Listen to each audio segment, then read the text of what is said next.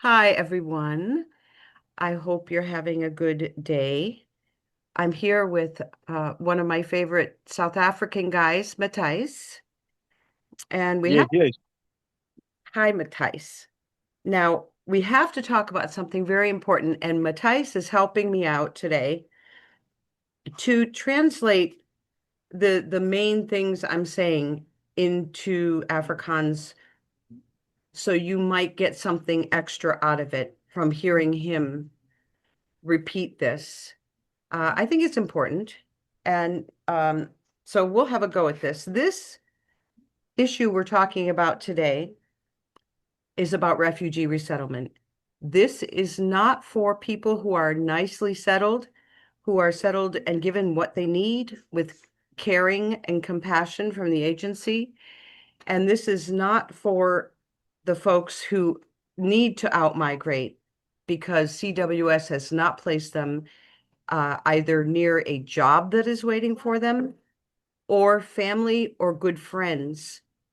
There was one in particular case, a young woman got a hold of me and said, my brother's in North Carolina. That's her only family that's over here in the US. And yet CWS ignored this and put me in Oklahoma all alone. So this is a real reason to move, to migrate. You need to be by family. You need to be by that important job that you have arranged. This is not for you. This is for the people who have arrived and they see right away something is up with their resettlement. And they have been put in either a hotel that is full of prostitutes and drug addicts in a bad part of town. Things aren't good. Things don't measure up. You don't feel comfortable. Then or you're in a decent hotel and then they take you to an accommodation that is obviously a bad fit. There are evidences of things going on there. The neighborhood doesn't look quite nice. It doesn't look taken care of. Or you've heard about this neighborhood from other South Africans already arrived. So this is for you. This video, okay, this video is I'm making this because it's time to make these agencies do their job. It's time to make them do the job properly, and it's you've got to refuse to be put in these spots, in these places. Um, if you're in this bad type of hotel, you've got to insist on going to a better hotel. If they've shown you this bad accommodation, then you must say no. And they pour the pressure on and they say, oh, there's nothing else. This is it. This is all you have. And in some cases, they've already signed the lease for you and they want to put you right in there. You must refuse to go along with this. But anyway, they need to do their jobs properly. And let's go through this now. Let's go through this. The most important new thing that I have to say for these people going through this is you use only email to communicate with your caseworker. Ask ask them to put their replies in email to you, creating a paper trail. Yes, soos hulle gesê het nou vir almal, dis basically man die mense wat in 'n baie slegte area van die dorp is of 'n baie slegte hotel of motel is.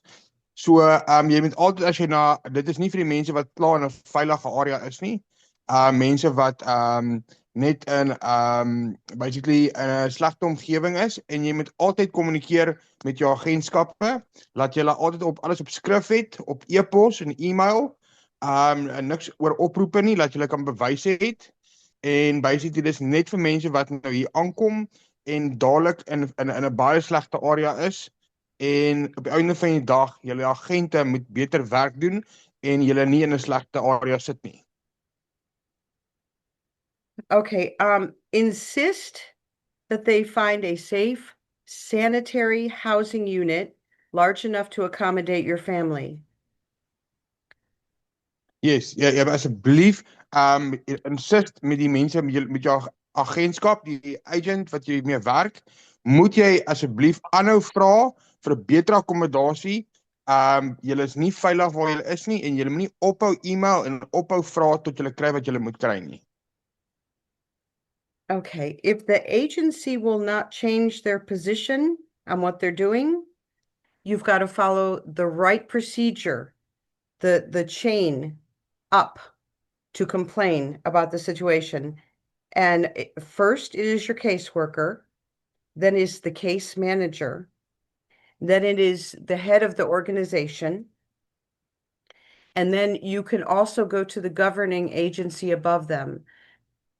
Now, JFS, Jewish Family Services, the governing agency above them is HIAS.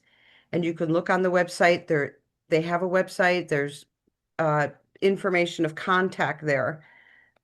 Some people are with CWS, and the only thing above them is CWS in New York City, or perhaps Atlanta is another corporate office. This is the chain of grievance. This is the chain of how to complain. And when people have not done it right in the past, they've complained bitterly about it. So do this properly. Okay, Shirley, like you said, soos jy gesê het, daar's 3 stappe van dit is jou caseworker, die manager en dan die een bo die manager. So dis 3 stappe en dan bo dit is dit by basically hoe sou hulle sê Jewish services. Hulle kan ook direk gekontak word. Depends wie is jou agentskap en wat se dorp jy is. Moet jy sien wat se agentskap help jy en ons daai stappe wat moet gevolg word totdat jy heel bo kan uitkom om die regte persoon te praat. So chain of command 1 2 3 tot jy by die boonste maatskappy kom. You can ask which NGO is their pass-through or above them, or you can or where they get their federal funding through. And that is the agency above them. There are 8 agencies of the big guys with all these little ones below. Jy Ja. vra altyd wie is hulle base en waar kry hulle fondse vandaan en vra baie vrae en moenie vat nee vir antwoord nie. Hou aan, vra tot hulle jou antwoord dat jy by die regte mense kan kontak. Okay, great. And so you will email your caseworker and CC everyone else in that office that you have an email for. Talking and texting with and WhatsApping does not work at all to get anything done. Yes, so maak seker as julle mense, die agente en almal om hulle 'n e-pos stuur, julle maak seker julle add almal op daai e-pos. Want almal weet wat aangaan op daai oomblik en almal moet mekaar kan kommunikeer. Geen WhatsApp of text messages nie, net email. Okay, every agency's grievance procedure is by email. Search for the emails in the paperwork or on the website, or if they've given you business cards, it will be there. The paper trail you create with this email is what ORR will look at. Yes, van hulle besigheidskaartjies en waar jy begin met jou e-poste vir hulle stuur, dis waar jy begin waar die ORR gaan kyk wat het gebeur van die begin tot die einde om te sien wie was verkeerd en wie het wat gesê. So you insist on having their responses to you in email. If they try to just give you the response over the phone or in person, no. Please give me that response in email. Refugees have been told that they cannot have their caseworker's email address. That's because this is a problem for them. And that's how you document all this. So if you communicate by email, you'll start to see them jump into action. That's what's happened with other people. Yes, so sal jy nou gesê het, as jy e-pos het en jy forceer om die e-pos te kry want baie van hulle gee dit nie uit nie. As jy dit het, dan gaan hulle dadelik begin hulle werk doen want nou begin hulle sien, okay, daar is nou begin nou 'n paper trail wees en dan kan hulle baie vinnig begin dinge uitsorteer vir mense wat in slegte posisies is. Okay. Attach screenshots of WhatsApp messages in the email. If they tell you things in person, repeat the entire conversation in an email to them to the best of your recollection. Enige message of WhatsApp of enige wat julle gekry het van julle van die caseworker af of suites, onthou dit asseblief om dit by die e-mail te sit of die e-pos te sit wat julle uitstuur. Okay, you're following the proper procedures going up the chain, and this is getting people results. I have been calling these refugee agencies and leaving very detailed voicemails, asking them why this, why that. I'm wanting to find out if I can help, and they never call me back, but it does get results. But this is my point today. Now is the time for you to demand that they do their job. Don't worry about seeming ungrateful. Don't worry about their tactics of and what they say to you about they're going to drop you as a refugee. Don't worry about any of that. It's time to make them do their job. Choose the person in your family who's best able to do this, to handle this. Or if you're alone, you've got to do it yourself. Yes, soos jy nou gesê het is dis tyd dat hulle 'n bietjie begin hulle werk doen en dit reg doen as hulle hierdie e-posse kry en dan ook kies die regte persoon wat die e-mails gaan begin stuur en as jy sal jy sê alleen is, dan gaan jy dit self moet doen. Now, if nothing is seeming to work, and I doubt this will happen, because if you follow the instructions we're giving here, I think you will get results. You can also make the refugee programs grievance email, refugee programs grievance at acf.hhs.gov, if the situation does not improve. But this does not guarantee to get you any help, honestly. From what I've seen, some people have gotten help. There's suddenly things are happening, but other people, they've said to them, there's nothing we can do. Thank you for telling us about this, but there's nothing we can do. Good luck. Okay, soos jy gesê het, daar is 'n grievance email wat jy ook wel kan kry. Maar dit is nie gegarandeerd nie om 'n e-mail te stuur en te sien of jy hulp uit hulle kant of kan kry, maar dit is nie gegarandeerd nie, maar altyd probeer die ekstra stap. And Shani in Florida has made a wonderful post about this on WhatsApp, and I'm looking at this.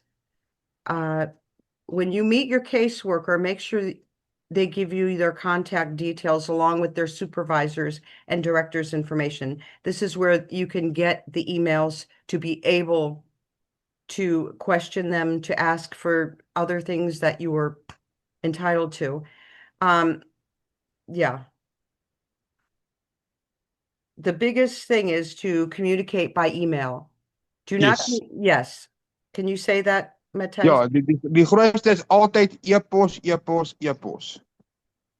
Caseworkers often say inappropriate, inaccurate, or untrue things over the phone, in person, or by text.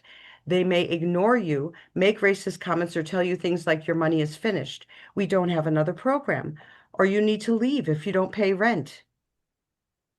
This is incompetence, and don't let them tell you this over the phone or WhatsApp. Make everything go through email.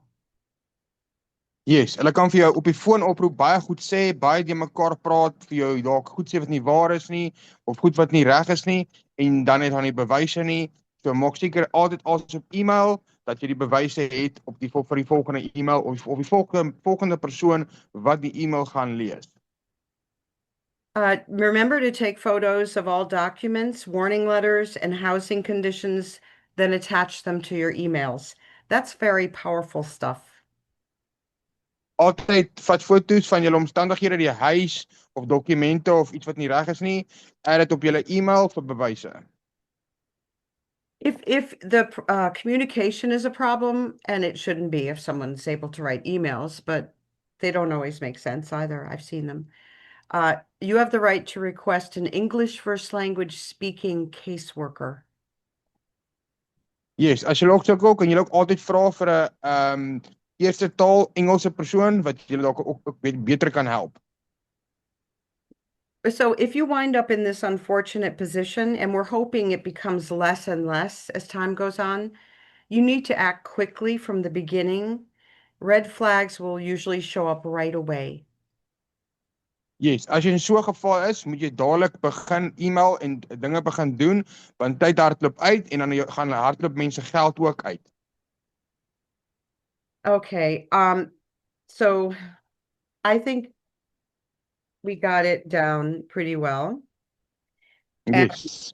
I was also thinking of talking about this being a challenge. This coming over here is quite a challenge. And I want you to know that you are entitled to be treated with compassion and care. You're human beings. And the things that have been going on are just not right. You need the basics to get you going and the basic funding. And I'm glad about that. I'm glad you're getting help. I'm glad my tax dollars are being used for this. Don't worry a bit about this. And don't feel pushed down, like you can't say anything. Now, it's not about being entitled. It's about a proper resettlement.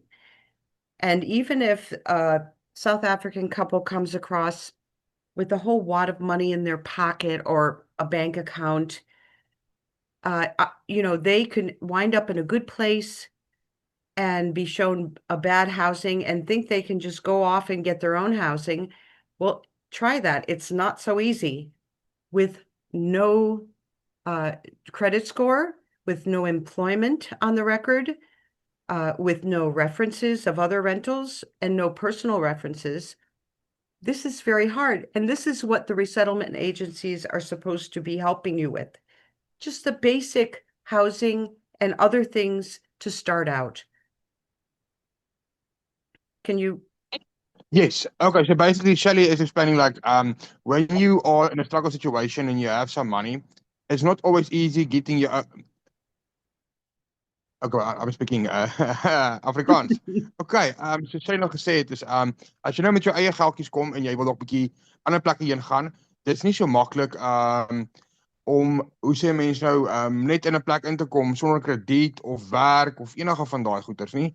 So die beste is altyd om op social media te kyk en te vra waar kan jy mense trek baie makliker en vinniger is, maar op die einde van die dag is jou caseworker responsible dadelik om jou in 'n plek in te kry. Dit is hulle werk om dit te doen en nie joune nie. And we want you to come over kind of as a soldier on a challenge. Come with your mind ready and kind of ignore your heart for a while. That would be the best thing. Ignore your heart and yes, emotions can play a big role in adjusting in 6 months, 12 months. Jou emosies kan jou 6 maande, 12 maande vat om gewoon te raak. Dit is nie vir almal nie. Dit vat baie energie van jou brein, jou hart en alles. Okay, it's time to make these people do their jobs. And I hope I get some feedback from you all about how this is working. So please text me or WhatsApp me if you are in this situation and you're doing the procedure to get proper resettlement, and let me know if it's working, let me know if it's not working, and I thank you guys. Yes, soos hulle gesê het, doen wat nodig is van julle kant af en as julle dalk bietjie sukkel, sy's meer om julle te help met 'n e-mail of gee maar WhatsApp of 'n message op Messenger en dan kan sy vir julle ook die stappe gee wat julle kan doen om op te volg. Okay, I guess that's gonna kind of do it till next time. Ek dink so, ja. Klink baie mooi. Bye, Donkey. Baie dankie. Lekker maandag. Bye. Bye. Bye.